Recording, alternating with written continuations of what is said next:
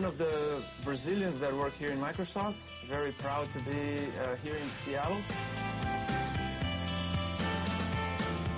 Ultimately, we can define collaboration and what's happening today around collaboration from a couple of different angles.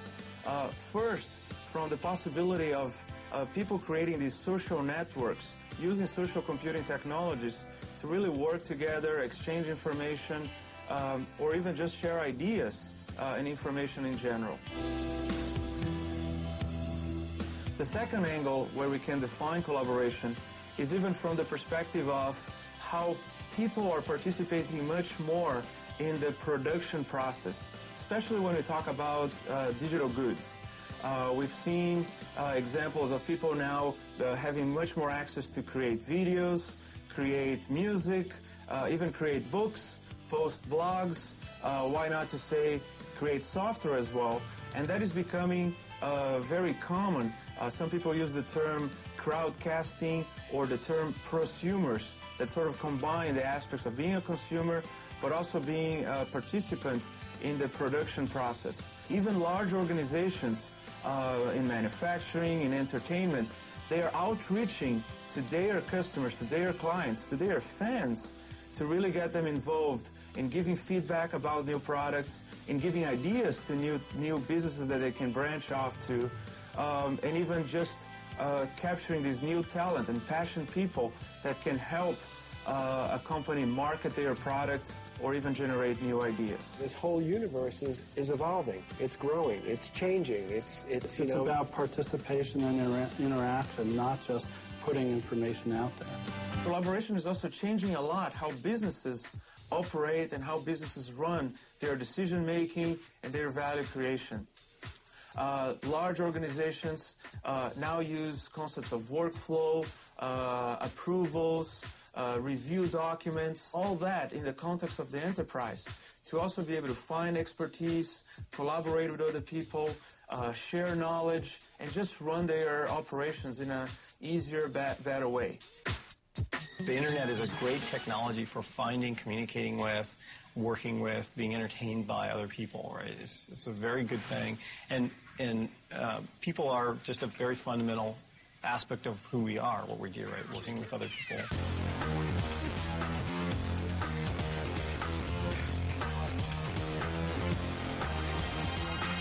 They're disruptive, certainly. They're destroying one mode of business, but they're creating a new mode of business. The original example for disintermediation happened in the 60s when people, rather than going to a bank, would go to a company and buy stock directly. Banks haven't disappeared since then. Even though they got disintermediated one way, they have new services coming out in other ways.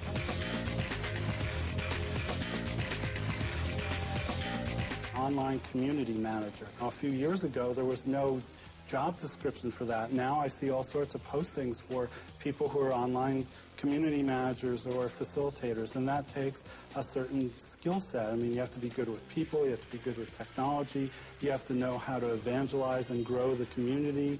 You need to not have too tight a rein or you strangle the community. So, it's a very interesting and diverse skill set that not all that many people have. Small businesses that don't have a lot of IT professionals and that don't have a lot of support in that area are going more and more to these collaboration tools that are hosted or supported, or they're in the cloud, so to speak.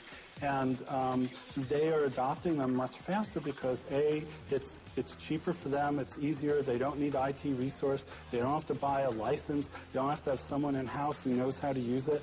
They can just buy what they need to use, and it's much lower risk for them. So it's a much better model for acquiring collaboration tools. Helping people change their minds and their attitudes, because collaboration as a behavior is really the hard part of it. The technology is much less difficult. You can change a line of code much easier than you can help someone change their mind. On the other hand, we've looked at how different generations interact with collaborative technologies. And I can tell you that the 15 to 25-year-olds interact with these technologies very differently than someone who's over 60. you know, each generation got different messages. So those who are over 60 were, you know, involved with World War II. And in World War II, you know, the message was loose lips sink ships. So you don't tell anyone anything until you're sure you can trust them. Well, the 15 to 25-year-olds have just the opposite message. They blab everything in the world as teenagers to anyone else in the world. They're texting all the time. Oh, I'm sitting in the bathroom, or I'm fighting with my boyfriend, or whatever. And so it's a completely opposite view of transparency and trust on the internet and how they interact and collaborate. To make collaboration work between people is to have what I call a collaboration space.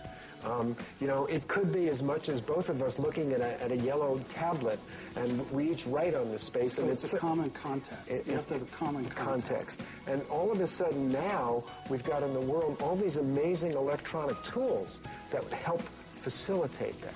Okay? So, you know, where people used to struggle, now there's a place that they can go to collaborate and work with each other, even if they're, you know, far away in terms of location. Right. We used a variety of different tools like Skype, Glance, NearTime, a variety of different tools to do the book, so we could look over each other's chapters. We could talk about them in context. I would pop stuff up on my screen and say, Stuart, look at this, even though he was 30 miles away, and we could interact in real time and fix things and change what we were doing.